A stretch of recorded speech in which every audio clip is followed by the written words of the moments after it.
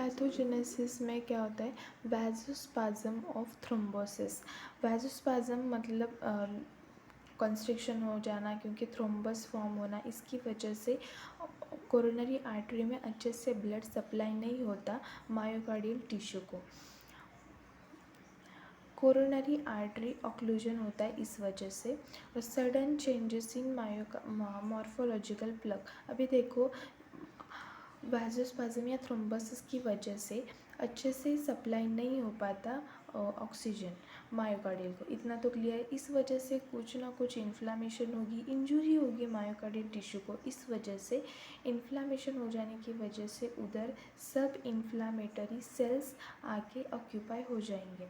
Inflammatory sales occupy होंगे मतलब blood constitution occupy हो जाने की वजह से उधर प्लग फॉर्म होगा, और ये इनकम्प्लीट प्लग जो है वो रप्चर होना स्टार्ट करेगा। और ये रप्चर हो जाने की वजह से उधर सब प्लेटलेट एक्यूमुलेट हो जाएंगे उस जगह पे, और उधर थ्रोम्बस फॉर्म होगा। और अभी वो थ्रोम्बस कैसे फॉर्म होता है, ये इधर से स्टार्ट होता है। अभी देखो, थ्रोम्बस में पहले एडेशन होता है, एग्रीगेशन होता है, और पहले तो प्लेटलेट एक्टिवेशन होता है, उसके बाद एग्रीगेशन, और उसके बाद एडेशन होगा। So releases of potent factor release होते हैं। प्लेटलेट्स एक्टिवेटिंग फैक्टर रिलीज होते हैं, कौन से, 3 और 4 प्लेटलेट एक्टिवेटिंग फैक्टर रिलीज हो जाने की वजह से थ्रोम्बोक्सिन ए टू जो फैक्टर है, इसकी वजह से प्लेटलेट एग्रीगेट होंगे। सेरोटोनिन की वजह से वैसो कंस्ट्रिक्शन होगा। वैसो कंस्ट्रिक्शन की वजह से एक्टिवेटिंग मॉडिफाइंग फैक्टर्स सिक्रेट होंगे, और इसकी वजह से intrinsic factor pathway of coagulation start होगा। इसकी वजह से with in a minute blood vessel के ल्यूमेन में थ्रोम्बस ऑक्लूड होगा। अभी हम डैमेज कैसे होता है अभी ये देखेंगे। डैमेज, पहले तो डैमेज हो जाने की वजह से देखो, कोई भी मसल को अच्छे से ब्लड सप्लाई नहीं हो पाया, तो उधर एरोबिक ग्लाइकोलिसिस होता है, उधर अनएरोबिक ग्लाइकोलिसिस स्टार्ट होगा, मतलब sudden cessation of aerobic glycolysis. इसकी वजह से फॉस्फेट ज़्यादा अमाउंट में प्रोडक्शन होगा। मतलब देखो कि जितने अमाउंट में ग्लाइकोजन हमारे मसल्स में प्रेजेंट है, उतने ही अमाउंट में एटीपी प्रोड्यूस होगा। उसके बाद एटीपी प्रोड्यूस नहीं हो पाता, क्योंकि ग्लाइकोजन जितने भी अमाउंट में प्रेजेंट है उतने भी अमाउंट में एटीपी पहले फॉर्म कर लेता है। और उसके बाद accumulation of lactic acid accumulation क्यों होता है, क्योंकि नेक्रोसिस रप्चर हो जाने की वजह से ये लैक्टिक एसिड ज़्यादा अमाउंट में उधर प्रेजेंट रहता है, और ये डैमेज के चांसेस है एरोबिक ग्लाइकोलिसिस और लैक्टिक एसिड डिपोजिशन। अभी सीवियर इश्केमिया हो तो ज़्यादा से ज़्यादा एटीपी प्रोड्यूस हो जाएंगे, मतलब अभी ग्लाइकोजन लेवल पूरा ख़त्म हो गया है मसल का, मतलब इसमें पूरी डेड हो गई है मसल्स, ये तो कंफर्म है। Decreases of contractibility of myocardial tissue, मतलब मायोकार्डियल मसल की जितनी भी मतलब कॉन्ट्रैक्टिबिलिटी डिक्रीज हुई है due to accumulation of lactic acid. अभी देखो, हमने मैंने पहले क्या बोला था कि लैक्टिक एसिड एक्यूमुलेशन क्यों होता है, नेक्रोटिक सेल रप्चर हो जाने की वजह से।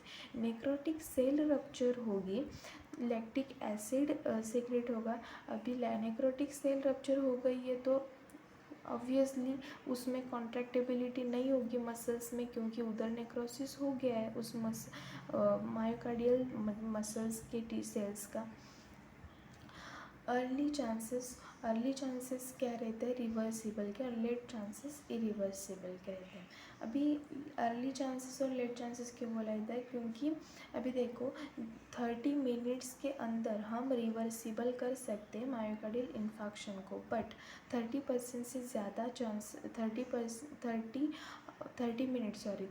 30 मिनट तक जो भी मायोकार्डियल इन्फार्क्शन है उधर उसको हम नॉर्मली क्योर कर सकते, पर 30 मिनट्स के भी ज़्यादा हो गया हो इन्फार्क्शन बॉडी में, सो मायोकार्डियल इन्फार्क्शन। सो हम ये इरिवर्सिबल, ये हम क्योर रिवर्सिबल मतलब इसको ट्रीट नहीं कर सकते। ग्रॉस अपीयरेंस, अभी ये ग्रॉस अपीयरेंस कैसे दिखता है कि हाँ कट करते स्लाइस हार्ट के और 1 सेंटीमीटर अपार्ट में, और वो स्लाइस ट्राइफिनाइल टेट्रासोडियम क्लोराइड में इमर्स करते हैं उसमें। और ये हम स्लाइस कट करेंगे, उसमें 2 कैविटीज़ होंगे। लेफ्ट वेंट्रिकल 12 to 20, अभी हमने कितने 7 to 10 डेज़ में ग्रैन्युलेशन टिश्यू फॉर्मेशन होते हैं। 10 to 14 डेज़ में ग्रैन्युलेशन टिश्यू वेल इस्टेब्लिश होते हैं।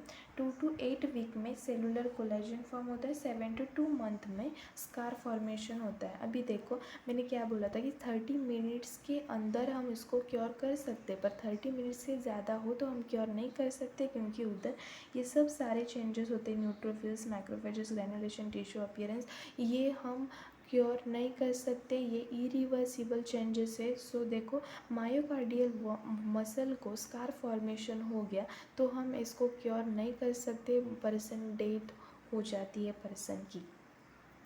अभी आपको समझा होगा कि मायोकार्डियल इन्फार्क्शन बॉडी में कैसे होता है।